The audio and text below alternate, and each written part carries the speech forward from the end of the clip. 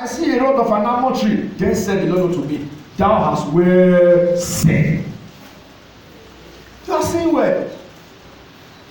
Now, it's not everybody that is saying well. It is not everybody that is saying well. Thou hast well said. Thou hast well said. If a man is beating his wife, he's not saying well. He's not saying well. If a man cannot draw money out for feed, he's not saying well. And he's buying beer and relaxing and enjoying and does not go to work, he does not see well. He's not saying well. He said, but you are well seen. You are well seen. Verse 13. Because said you are well seen, for I will hasten my word to perform it, because you are seeing well. So it's what you see well that I can perform. Then verse 13. And what the Lord came unto me the second time. Why? He saw well the first time. So if you can't see well the first time, there's no second time. So if you are praying for some opportunity, I don't get money before, I don't get money before. The reason you cannot get money again, because the one you get before, you didn't see well with it. God knows that another one is a waste. Did you see well with the first one? The thing just came, boom, you blew it. So you need to see well. So your capacity to see determines whether you see again. The time of God reveals to a second time. Now look what happened this second time. Saying, what seest thou? He now said, I see, and I said, I see a sitting pot, and the face thereof is toward the north. Then the Lord said unto me, out of the north and evil shall break forth upon all the inhabitants of the land. So God was now giving a deeper revelation because he saw well the first time. He saw well the first time, it was just an rod of an almond tree said you are well seen. That show you a deeper one. You see well, I show you a deeper one. You see well, I show you a deeper one. So you want to get to higher levels of financial prosperity, see well with the few that is given to you. See well with the few, with the little. Pastor Samade Yemi said, some persons will say, God just tried me with 1 million naira. He said, God has tried you. But the Bible says, he that is faithful in a little is also faithful in much. Listen, I did language, so I understand that sentence. He that is faithful in little, ordinarily in English, it's supposed to be he that is faithful in little will be faithful in much. But Jesus was particular about the language he used. He said, he that is faithful in little is also, not will be, is presently the same person that will be faithful in much. So if you give him little now, he can't do anything, it is not much that will change it. Right now, we can tell and we are judging him by what he's doing right now with the money. He that is faithful in little. Because there are some of you that your wives are at home praying, you go to work, they are praying, my husband job. Every time I have my husband job, and the husband has money and he's not telling them. But the last time small money came to your hand, you were not there at home, you are having some girls around. So she's never afraid to pray whether you should have more money.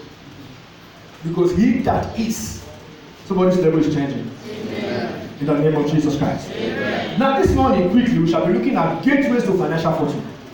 Our topic this morning is gateways to financial fortune.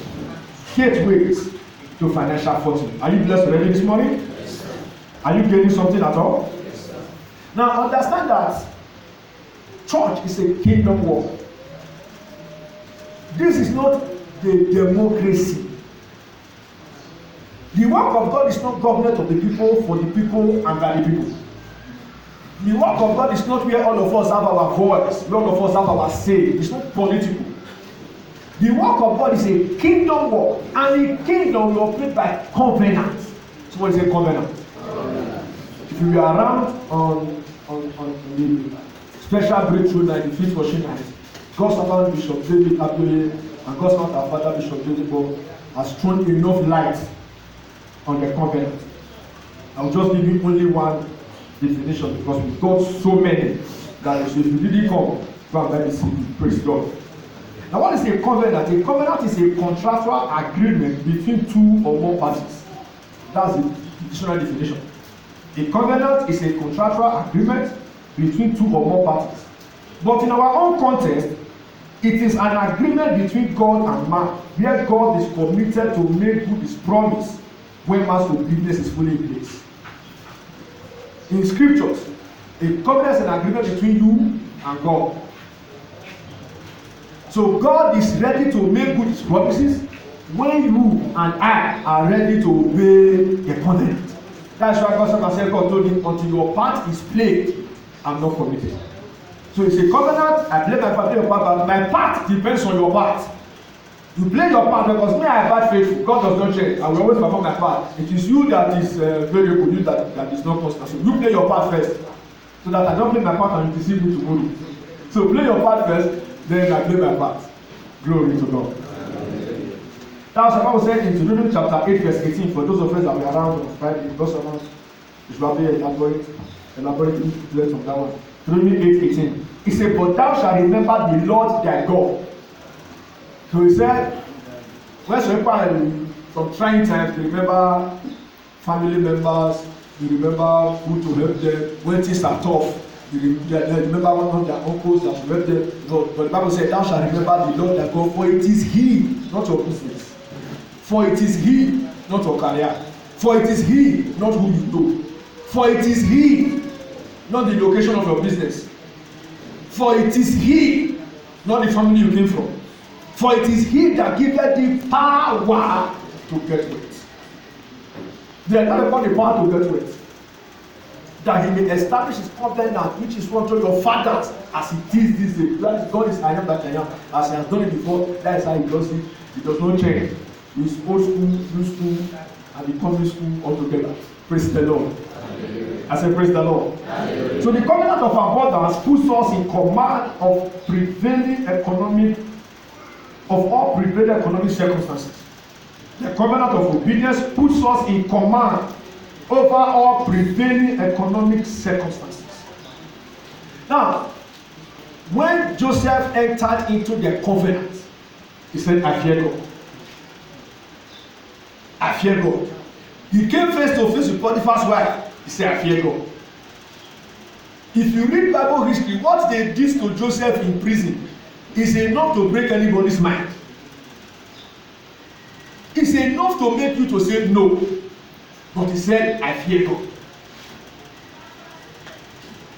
You see those 3 Hebrew boys? If you know what they did to those boys, you will be wondering why they still fear God. I mean, God told them this is going to happen. The thing was happening. They were praying. God, let the enemies not come, the enemies escape. God, let not destroy us, the enemy destroy them. Oh God, let them not enter the temple. They destroy the temple. Let them not carry outside, they carried everything. God, let them not destroy, they burnt the city. And they carried them as slaves. They took them to Babylon and castrated them. Shadrach, Meshach, and Abednego, they are castrated. So when the king said fire, he said, which fire? We have been the fire. We have been seeing fire since. If it's this physical one, don't worry, we have seen enough fire. And we are still ready to serve our God. As in, if you are praying for fire, we have prayed to these years and still we are still serving. And God showed you. God is showing on somebody this morning. Amen. So after all Joseph saw, Genesis 42, verse 15 to 27. Genesis 42, 15 to 27. Let me read from verse 25. Then Joseph commanded to fill their sacks with corn, and to restore every man's money into his sack, and to give them provision for the year. And thus did he unto them. And they laded their asses with corn, and departed thence. And as one of them opened his sack to give his ass provender in the inn, he espied his money, for behold, it was in the sack's mouth. Now, in the midst of famine, they were getting unusual dimension of favor.